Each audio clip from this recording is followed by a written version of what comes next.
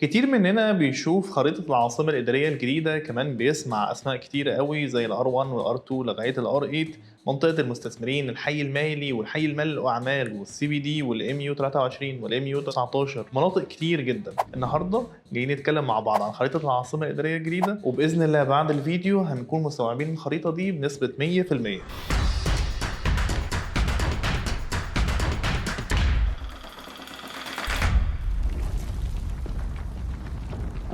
النهارده هنشرح مع بعض كل مناطق العاصمة الإدارية الجديدة عشان تاخد خطوة استثمارك صح.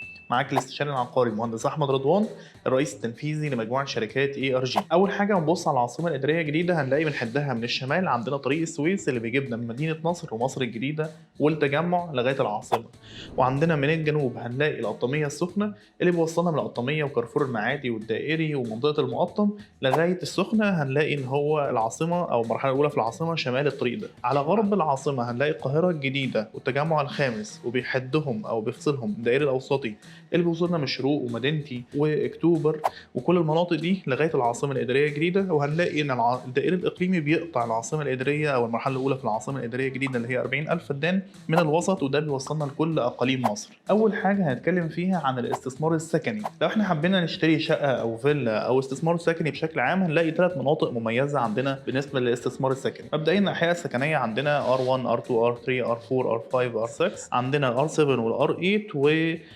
منطقة المستثمرين دي اللي هي الطرح الأول المميز. أول حاجة هنلاقي 3 المناطق دول هم أميز مناطق للاستثمار، اللي هي منطقة المستثمرين وال R7 وال R8. أول منطقة عندنا منطقة المستثمرين هي 800 فدان، ودي الطرح الأول المميز، أول منطقة انطرحت بالنسبة للسكن في العاصمة الإدارية الجديدة. هتلاقوا فيها أكبر مطورين، وهي أقرب حاجة لبن زايد الجنوبي، هي على بن زايد الجنوبي دايركت وعلى النهر الأخضر، أكبر حديقة مركزية حول العالم كله. بعد كده هنلاقي تاني منطقة عندنا منطقة ال R7 أو الحي السابع في العاصمة الإدارية الجديدة، هنلاقيها على دائري العاصمة الإدارية الجديدة قدام منطقة المعارض الدولية أو أكبر مدينة معارض دولية موجودة في العالم، وقدام منطقة الميجا مولز موجود فيها 3 جامعات انترناشونال. لو حضرتك بتفكر في استثمار، نصيحة مني حاول تبقى قريب من الجامعات الانترناشونال دول، او قريب من الحي الدبلوماسي او حي السفارات اللي فيه كل سفارات العالم، اللي هو سور بسور او ما بين ال R7 وحي السفارات شارع واحد بس.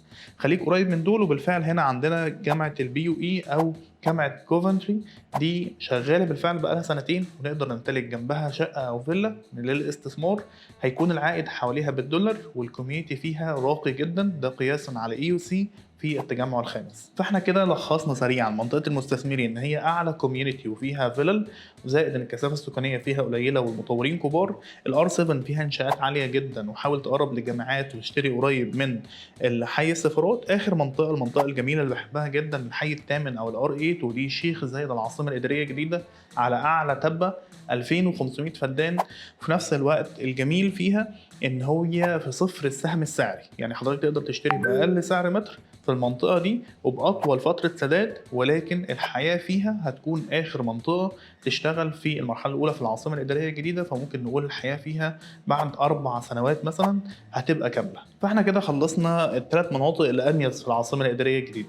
اي حد من البروكرز في السوق هيقول لحضرتك الباقي ده تابع هيئه المجتمعات العمرانيه وما فيهوش بيع. الكلام ده مش صحيح، لان هو بروكر صغير او شركه صغيره ما تقدرش تتعاقد مع المطورين الكبار. عندنا هنا في الار 3 كومباوند المقصد اكبر كومباوند موجود على مساحه 500 فدان. عندنا فيلل وعندنا شقق، والفيلل منفصله تماما عن الشقق. الجديد في الكومباوند ده سيتي ايج، عشان تبقوا عارفين هي تابعه لهيئه المجتمعات العمرانيه فعلا وبنك التعمير والاسكان، بس هي شركه خاصه، والشركه الوحيده اللي بتبيع استلام فوري متشطب بالكامل سواء الفيلل او الشقق، زائد ان هي قسط معانا بيوصل ل 10 سنين مقدم 5%. ده متاح، ولكن ممكن ما يبقاش افضل خيار للاستثمار. حلو جدا عشان نسكن، او حلو جدا عشان المصريين دايما بيبقوا قلقانين، عايزين يقول لك عصفور في اليد ولا 10 على الشجره.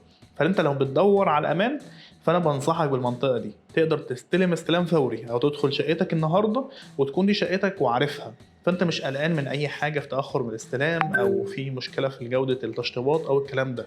فالحته دي ممكن تكون جميله بالنسبه لنا لو احنا حابين ناخد خطوه واحنا مطمنين بنسبه 100%. تاني قطاع هنتكلم عنه وهو القطاع التجاري. دلوقتي انا لو عايز استثمر تجاري استثمر فيه، نصيحه مني في التجاري عندك اكتر من منطقه. عندنا اول حاجه واعلى حاجه من وجهه نظري هي الداون تاون او وسط البلد بتاعه العاصمه الاداريه الجديده.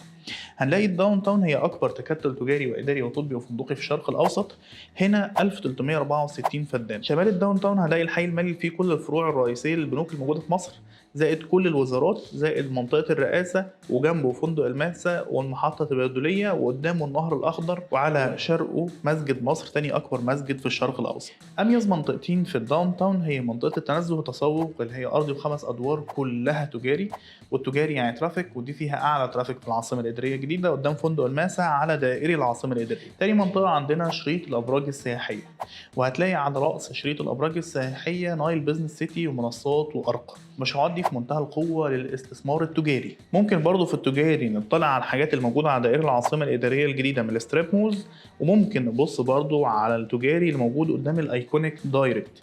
غير كده ما انصحش حضرتك تدور على التجاري قوي الا وحضرتك تشغل بنفسك.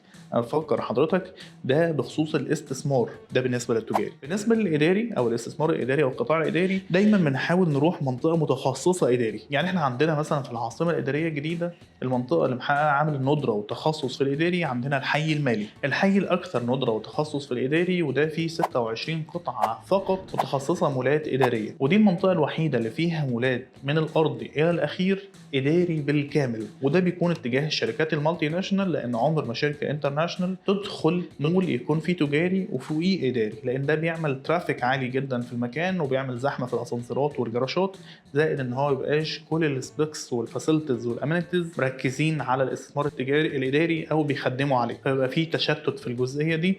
زائد ان الشركات المالتي ناشونال بتبعد عن التجاري اللي فيه غاز عشان ممكن يحصل انفجار او حريق لا قدر الله. فبالنسبه للاداري انصح حضرتك بالحي المالي، وممكن برضو نشوف منطقه الحي الاداري في الداون تاون شمال شرق الداون تاون. ولكن منطقه تانية ممكن ما نرشحهاش بشكل كامل، لان هي دي المنطقه الاميز، الا لو احنا البادجت بتاعتنا ما تجيبش الحي المالي ممكن نتجه لمناطق تانية. وسريعا لو اتكلمنا عن الاستثمار الطبي، هنصح حضرتك بالمولات المتخصصه طبي بالكامل سواء في الداون تاون او في الام يو 23. زائد ان احنا لو حابين نستثمر طبي ممكن نتجه للاحياء السكنيه، او يا ريت يكون مول متخصص سكني، او المدينه الطبيه هيبدا ينطرح فيها في الفتره الجايه مشاريع في منتهى القوه زي مستشفى الشفا، دي تقدر تستثمر فيها طبي. لو اتجهنا للفندقي، الفندقي يعني اسم، يعني حضرتك اداره فنادق معينه تكون قويه تقدر تدخل معاها، تقدر تروح اوكس، تقدر تروح اويا، تقدر تروح 60 ايكونيك تاور، كل المشروعات دي في منتهى القوه بالنسبه للفندقي. ده تلخيص سريع اتكلمنا فيه عن كل القطاعات الموجوده في العاصمه الاداريه الجديده للاستثمار السكني والتجاري والاداري والطبي والفندقي. فلو حضرتك حابب تاخد خطوه ونصيحه مني عشان تاخد خطوه ناجحه، لازم يكون معاك استشاري عقاري قوي وامين يقدر يساعدك توصل لاعلى قيمه مقابل سعر، ويوجهك للمنطقه الصحيحه اللي ممكن نحط فيها فلوسنا ونكون مطمنين طول عمرنا. تقدر تتواصل معانا على الرقم الموجود قدامك على الشاشه على واتساب في اي وقت، واحنا نقدر نتواصل معاك ونساعدك توصل لاعلى قيمه مقابل سعر. كل ده بناء على الكود الدولي المنظم لوسطاء العقاريين، ونقدر نوصل مع بعض لاعلى قيمه مقابل سعر. كل ده بخدمه مجانيه بنسبه 100%. يا رب تفضلوا مستثمرين ناجحين، واحنا دايما في مساعدتكم انا وكل الاستشاريين العقاريين المعتمدين من شركه ARG. شكرا لحضراتكم.